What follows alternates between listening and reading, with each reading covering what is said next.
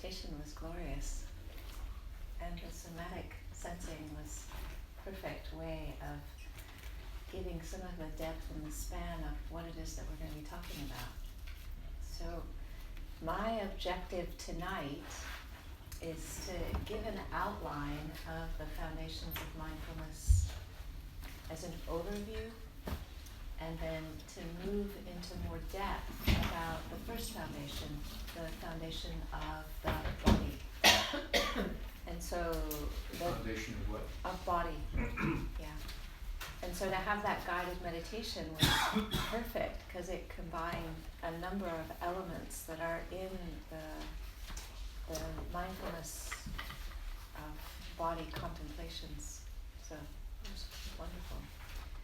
And then the sensing allows us to begin to feel into some of the ways that we directly experience things, which is not often languaged in that kind of a way in the classical teachings.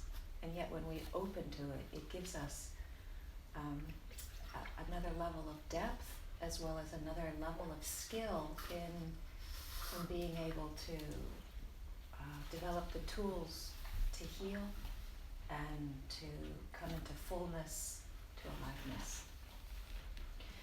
So if we step back a couple steps, I mean, this is a group of mostly seasoned meditators, but if we just take a moment and consider, why do we meditate? What's the point? The Buddha's instructions, or the way of doing this, is to move past our confusion, pain, and distress, and to find more ease, joy, and peace.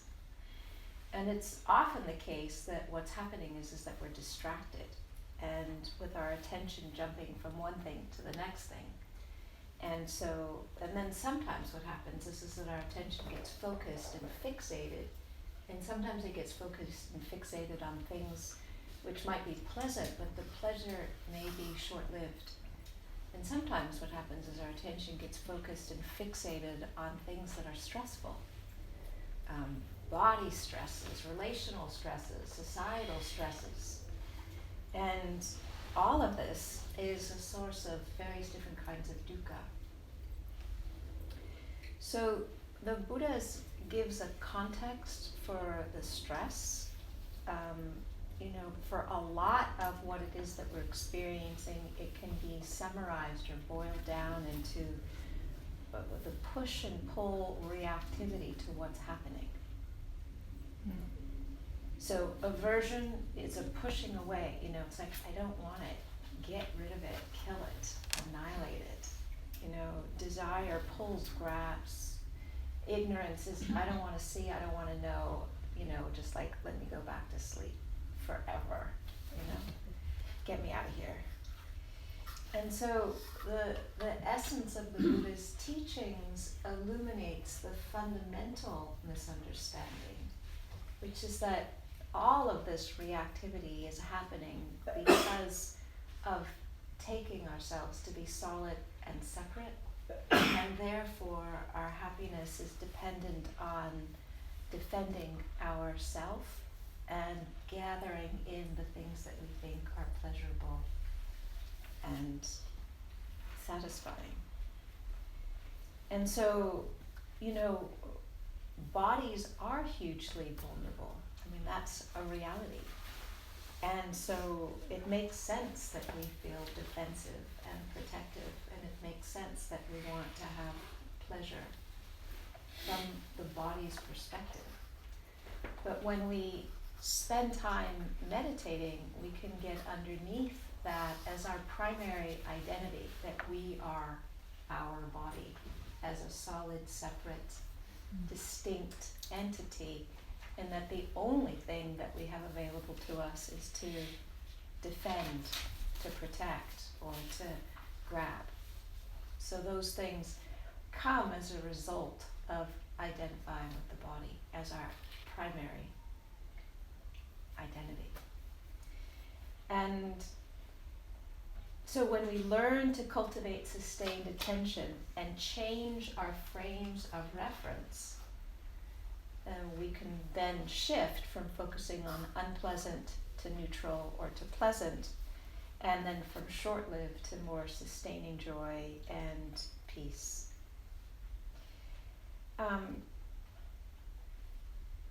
So I wanted to,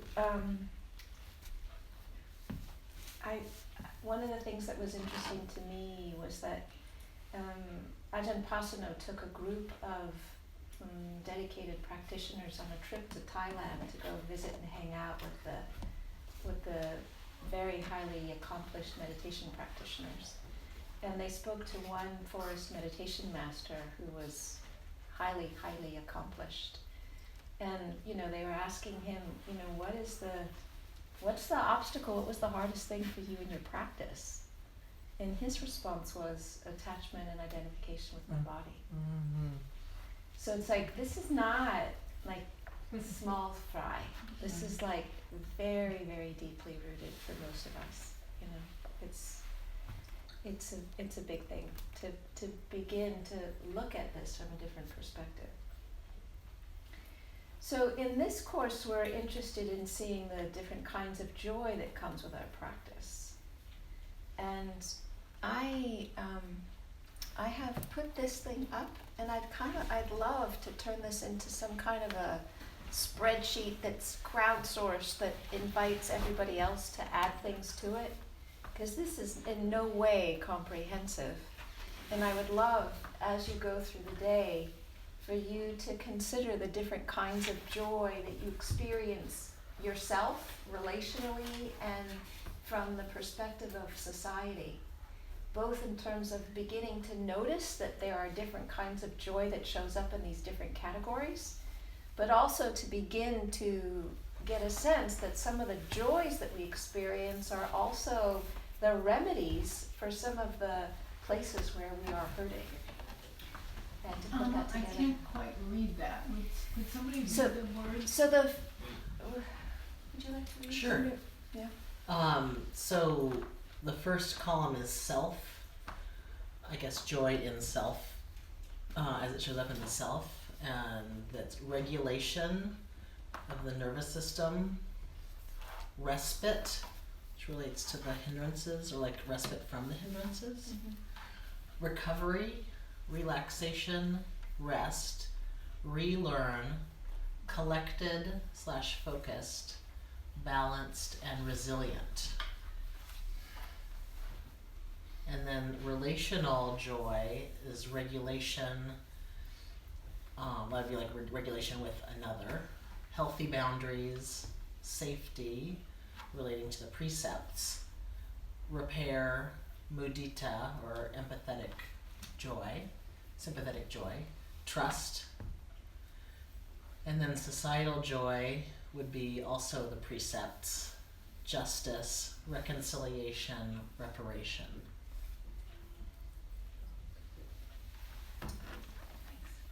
Yeah, so I'd love this to get translated into a Google Doc that we can continue to add to and have this as a growing list. Because I think it helps us just to become focused on the ways that we experience joy and to notice the different places that these are showing up. Because it's, the Buddha speaks a lot about the kinds of joys that come in our meditation practice. It's not so often that it's spelled out in terms of relational joy, and it's rare, much rarer, that it's spelled out in terms of the societal joy. And yet these things are all connected, they're connected. Yeah, Terrence? I feel like I'm not quite in the slot, so when you were talking about joy, I was thinking of like compassion, gratitude. So, but this is somewhat on a different track, right? Or would that? Compassion and gratitude fit in the self joy. Compassion, but that goes across. Yeah.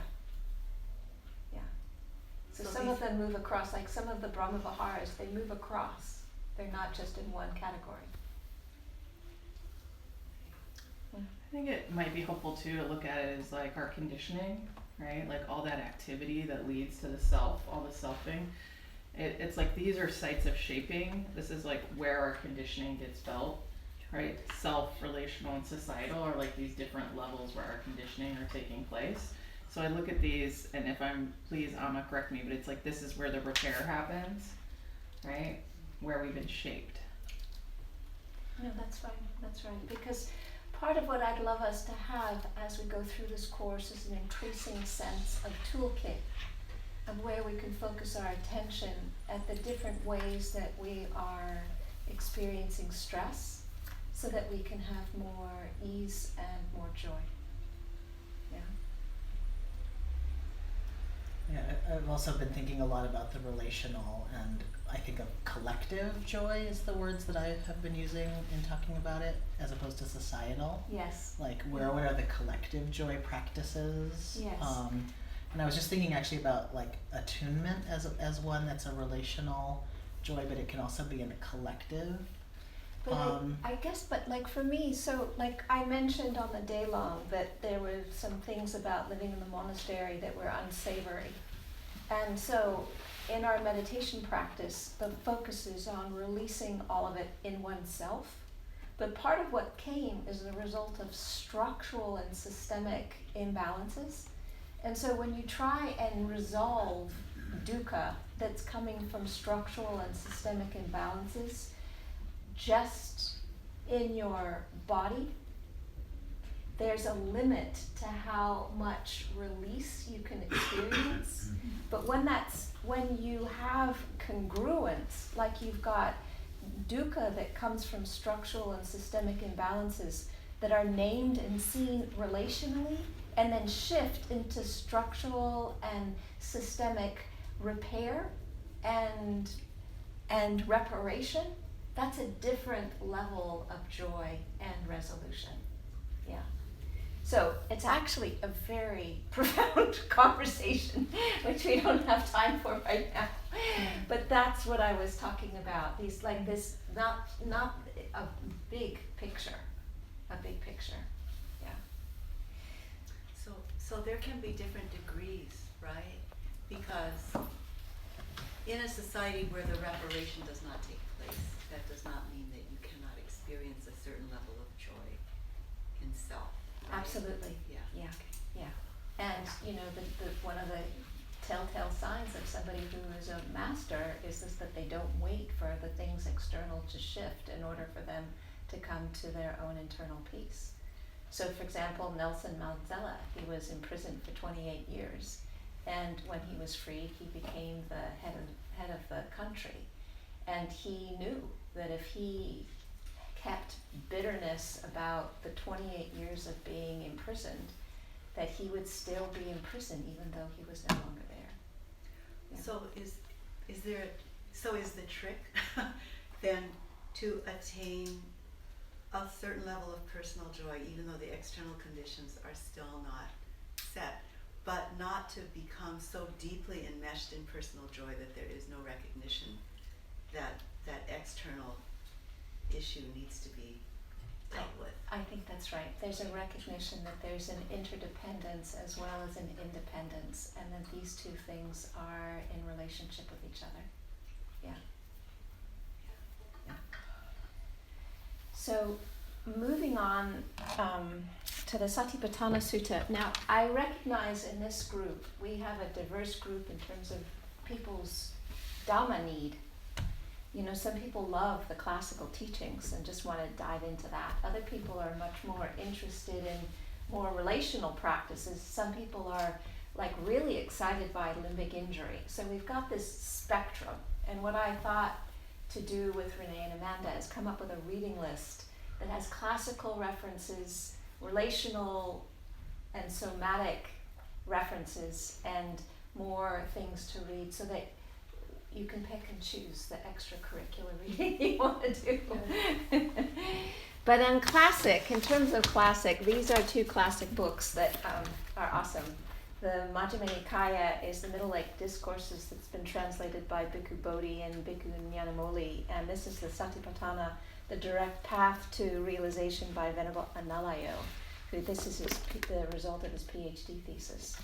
And so I love Bhikkhu Bodhi's translations. I think they're excellent. There's some things that are online that by different translator. But in the sutta, the Satipatthana Sutta, the context is that the monks are sincere. Let me just read the first part of it. So this is Majjhima Nikaya Sutta number 10, the Satipatthana Sutta, the foundations of mindfulness. And I'm just going to read the first part, and then just the headlines. Thus have I heard on one occasion the Blessed One was living in the Keru country at a town of the Kerus named Kamasadama, and he addressed the bhikkhus thus. Bhikkhus, Venerable Sir, they replied, the Blessed One said this, Bhikkhus, this is the direct path for the purification of beings, for the surmounting of sorrow and lamentation, for the disappearance of pain and grief, for the attainment of the true way, for the realization of Nibbana, namely the 4 foundations of mindfulness. And what are the 4? Here, bhikkhus, a bhikkhu abides contemplating the body as a body, ardent, fully aware, and mindful, having put away covetousness and greed for the world. She abides contemplating feelings as feelings, ardent, fully aware, and mindful, having put away covetous and grief for the world. They abide contemplating mind as mind, ardent, fully aware, and mindful, having put away covetous and grief for the world. And he abides contemplating mind objects as mind objects, ardent, fully aware, and mindful, having put away covetous and grief for the world. So then he goes on to speak about the contemplation of the body and all of the different ways in which there is the contemplation of the body. So you can see I took liberties after the first couple of sentences to change the gender because it can be really impactful when all you hear is languages that exclude you.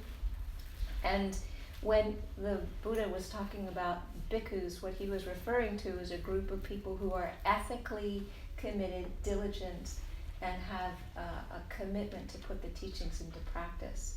And so we can have confidence that that is us. We've affirmed the refuges and taken the precepts. We are here with a dedicated commitment, and it's not dependent on our precept level.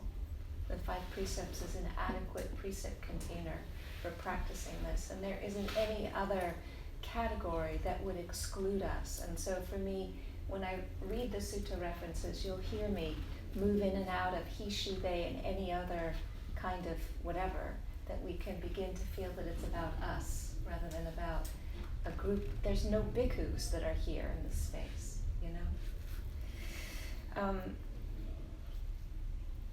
So the sutta begins and ends with the assertion that the Satipatthana is the direct path to Nibbana. It's an unshakable freedom. And it speaks about these 4 references of body, feeling, mind contents, and Dhamma applications to experience, which I've got over here, the foundations of mindfulness. The mental qualities that are needed, diligence, clearly knowing, mindful, and free from desires and discontent. And then the sutta goes through each foundation in detail. Contemplating the body proceeds in this progression from breathing, postures, activities, analysis of the body with respect to the parts, elements, and contemplating corpse and different decays of that. So I've got the aspects of the actual first foundation of mindfulness written out here. But what is fascinating to me is that the sutta never once mentions relaxation.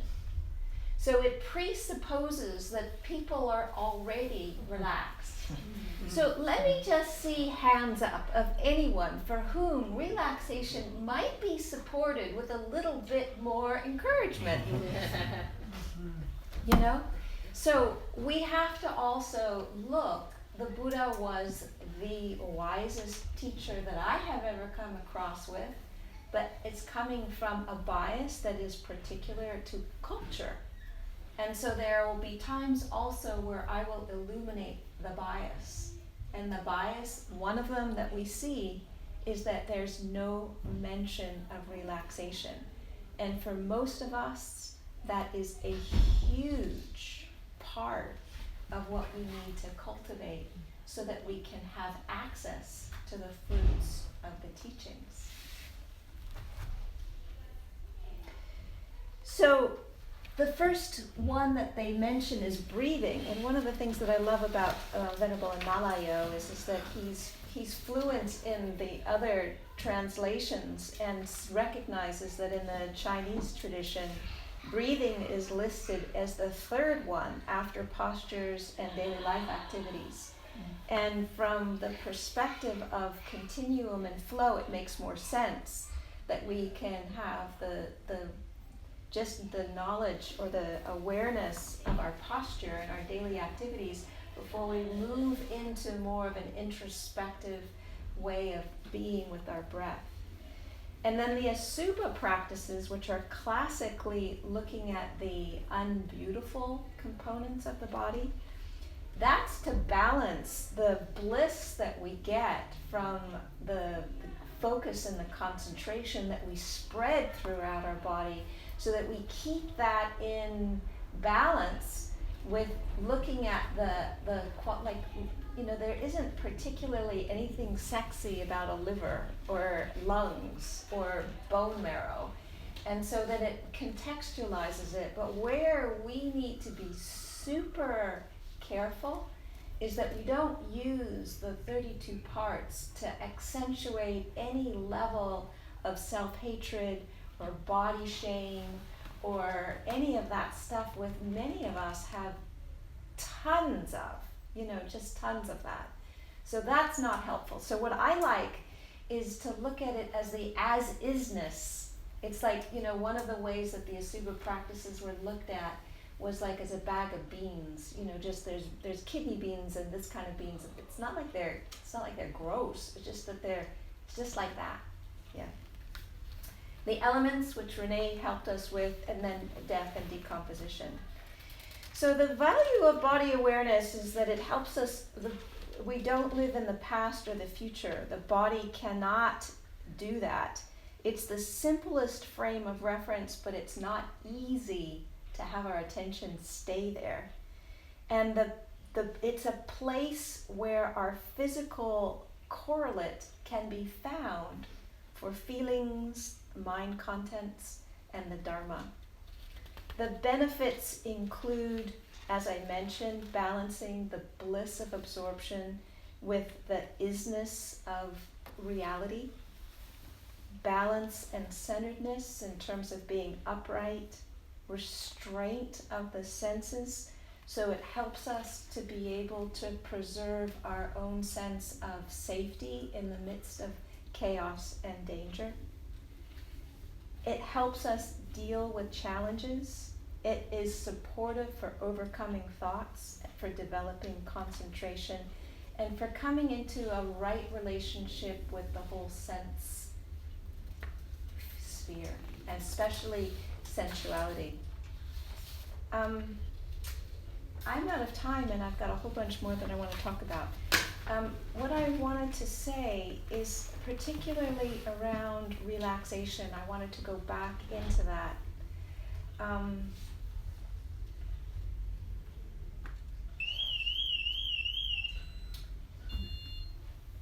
There's a person by the name of Will Johnson who comes from the Tibetan tradition and has written a number of different books, who makes the entire practice of relaxing the body as the main object of meditation, to look at the way in which the armoring that we have then influences the amount of thoughts that we have, and then it completely shapes the way we experience life.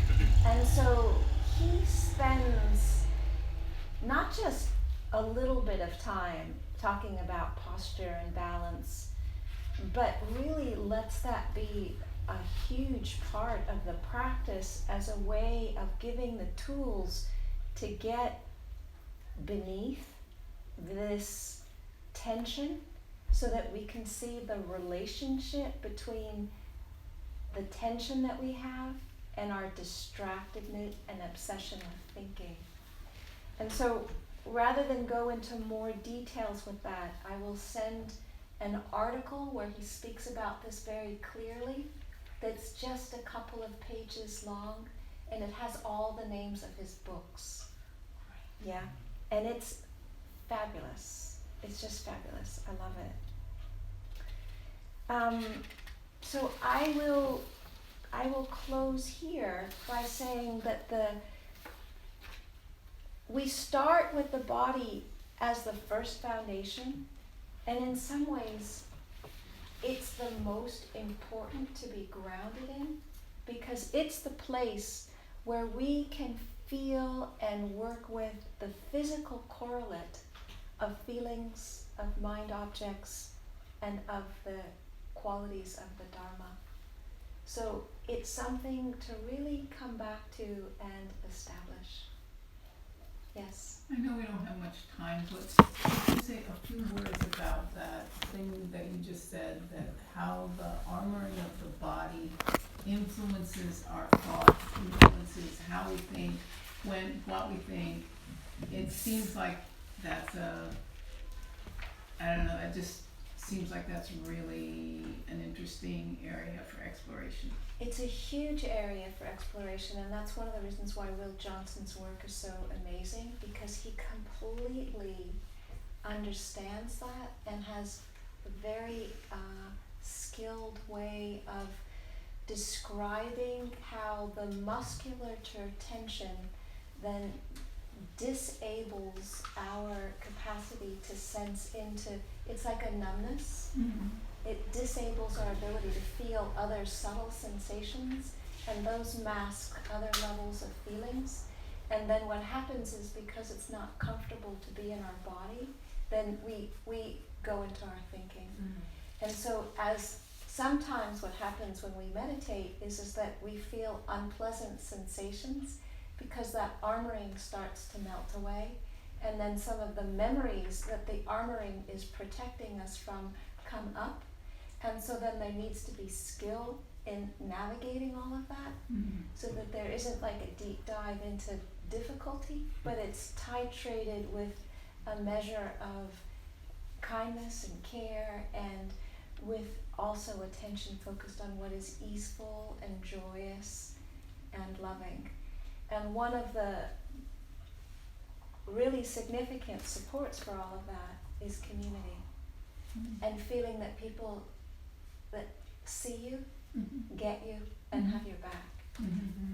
So part of what I intend and hope that the three of us can weave together is where we're moving between these, the self, the relational, and the larger picture, so that we're not feeling like we have to pull it all together with our own bootstraps. Mm-hmm. Yeah. So I will pause here a few minutes late than I had planned.